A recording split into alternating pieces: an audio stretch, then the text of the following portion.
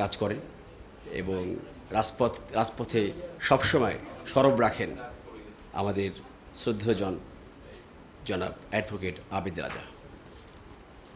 আসসালামু আলাইকুম। শ্রদ্ধেয় সভাপতি,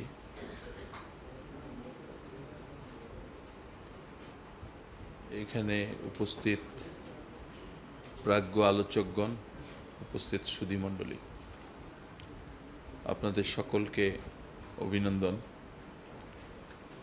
আর নাগরিক ফোরামকে অভিনন্দন যে হঠাৎ করে এই টপিকসে দেখে আমার কাছে মনে হলো যে নাগরিক ফোরাম তো তার যে ট্রেন্ডস, যে ধারাবাহিকতা, কখনো পিলখানা নিয়ে গর্জে ওঠে, কখনো টিপাইমুখ, কখনো তালপট্টি, কখনো গণতন্ত্র, এসব বিষয় নিয়ে গর্জে ওঠে।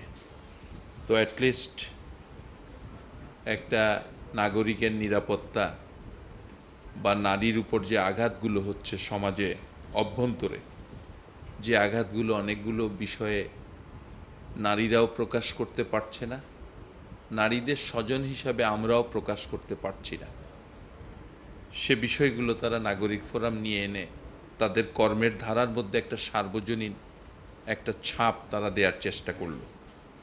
উপস্থিত সুধীমণ্ডলী, আলোচনায় যাওয়ার আগে আমি 1 মিনিট আরেকটি বিষয় আপনাদের সামনে, এটাই আলোচনার প্রাসঙ্গিক বিষয় নয়, তবুও জাতির প্রশ্নে আজকের প্রেক্ষাপটে খুব গুরুত্বপূর্ণ বিষয়, সেটা হচ্ছে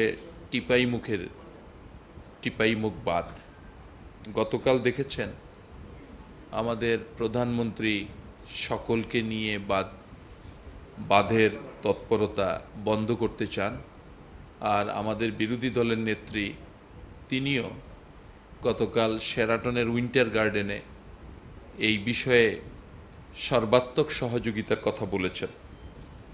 এইরকম একটি প্রেক্ষাপটে আমরা সিলেট বিভাগ উন্নয়ন সংগ্রাম পরিষদের পক্ষ থেকে 8, 9, 10 আগস্ট ঢাকা থেকে টিপাইমুখ অভিমুখে লং মার্চের কর্মসূচি আমরা ঘোষণা করেছি। 8 তারিখ সকাল 10টায় কেন্দ্রীয় শহীদ মিনারে সমাবেশ করে আমরা রওনা দিব। আমরা ভারত সরকারকে চিঠি লিখেছি 5 লক্ষ লোক জকিগঞ্জের বর্ডার দিয়ে 190 বা 80 কিলোমিটার দূরবর্তী টিপাইমুখে যাতে আমাদের যেতে দেয়। আমরা আপনাদেরকে অনুরোধ করছি, আমাদের এই উদ্যোগের সাথে কোনো রাজনীতি জড়িত নয়। সিলেট বিভাগ উন্নয়ন সংগ্রাম পরিষদ বিভাগের জন্য সংগ্রাম করেছে, এদেশের বিভিন্ন ক্রান্তিকালে জটিল বিষয়ে সংগ্রাম করে। আপনারা সকলে অংশগ্রহণ করবেন। আমরা সকল রাজনৈতিক দল, সামাজিক সংগঠনের সাথে কথা বলবো, কিছু কথা বলেছি, আপনারা সকলে অংশগ্রহণ করবার চেষ্টা করবেন। আমি আজকে টপিকসে খুব সংক্ষিপ্ত করে বলছি। আমি ব্যক্তিগতভাবে সন্তানের জনক হিসাবে এ দেশের সামগ্রিক প্রেক্ষাপটে আমি খুব চিন্তিত, উদ্বিগ্ন। আমরা জন্মের পর আমাদের মা এবং আমাদের বোনদেরকে আমরা যে শ্রদ্ধা, আমরা যে মমতার মধ্যে দেখেছি, সেই দেখাটা কতদিন থাকবে আমি খুব উদ্বিগ্ন।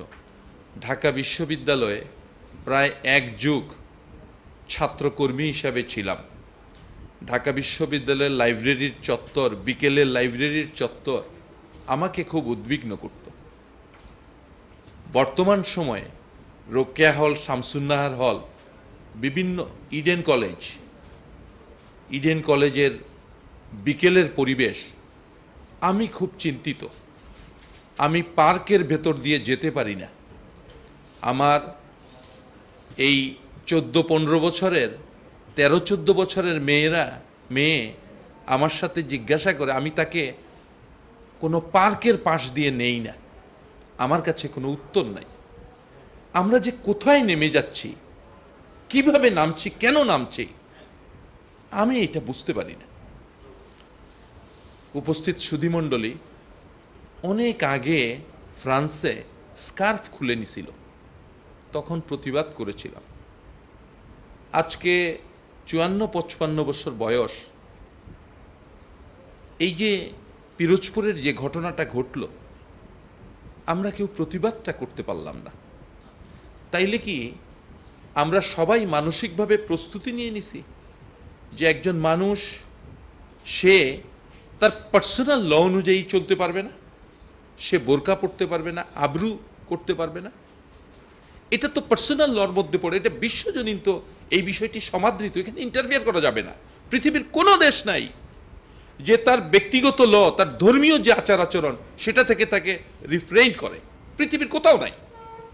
মাঝে মধ্যে একটু একটু দেখানোর চেষ্টা করে। আপনি খেয়াল করে দেখবেন গোটা বিশ্ব জুড়ে নারীরা পণ্যে রূপান্তরিত হয়েছে। আপনি খেয়াল করবেন যে যে শারীরিক যে অবস্থানটা প্রদর্শন করা ঠিক নয়, সমস্ত নারীরা আজকে গোটা বিশ্বে পরিকল্পিতভাবে তাদের উলঙ্গ করা হচ্ছে। যত স্বল্প বসনে তাদেরকে পড়ানো যায়, যত স্বল্প বসন, ততটার মধ্যেই তারা যাচ্ছে, একদম খুব খুব জ্যামিতিক হারে তারা যাচ্ছে। আমার তো মনে হচ্ছে যে আমরা কি সেই অবস্থা দেখে যাব? ওই যে অনেকগুলো দ্বীপের কথা শুনি, সমস্ত উলঙ্গভাবে বসবাস করে মানুষ, নারী পুরুষ ভেদে, আমরা কি সেখানে চলে যাচ্ছি কিনা? আমরা কি আমাদের মা বোনদেরকে আমরা কি সমস্ত উলঙ্গ একটি জায়গায় অবস্থায় কি আমরা দেখতে পাবো কিনা? এরকম একটি পরিবেশ হচ্ছে কিনা? আপনি পতেঙ্গার বন্দরের, পতেঙ্গার সি পোর্টের বিষয়টি দেখেন, আপনি কোনো স্বাভাবিকভাবে ইয়ে করতে পারবেন না। আপনি বাংলাদেশের বিভিন্ন বিত্তশীল পরিবারদের অবস্থা দেখেন, একেবারেই পাশ্চাত্য অনুকরণে বিষয়টি হয়ে গেছে, দাঁড়িয়ে গেছে। এখন প্রশ্ন হচ্ছে যে আমরা কি সেখানে যাব কিনা, ওইটা কি আমাদের মুক্তির পথ কিনা? যদি আপনারা মুক্তির পথ মনে করেন, ঠিক আছে, ওইটাই মুক্তি। কিন্তু আসলে কি হচ্ছে? আপনি ক্লিন্টন এত বড় রাষ্ট্রীয় একটি ক্ষমতায় থেকে তার একটি অফিসের শিক্ষানবিশের সাথে সে যে আচরণটা করলো, আমরা কি গোটা বিশ্ব বা আমেরিকার যে বিচার ব্যবস্থা তার বিরুদ্ধে কি রুখে দাঁড়াতে পারল? কাজেই উপস্থিত সুধীমণ্ডলী, হ্যাঁ, ওই এ বিষয়টির সাথে ধর্মীয় বিষয়টি যুক্ত, এবং আমাদের এখানে আপনার খুব দ্রুত যদি এই অবস্থা হয়ে যায়, রোকেয়াহল শামসুন্নাহার যদি দ্রুত দেশ হয়ে যায়, এই দেশের অস্তিত্ব বিপন্ন হবে।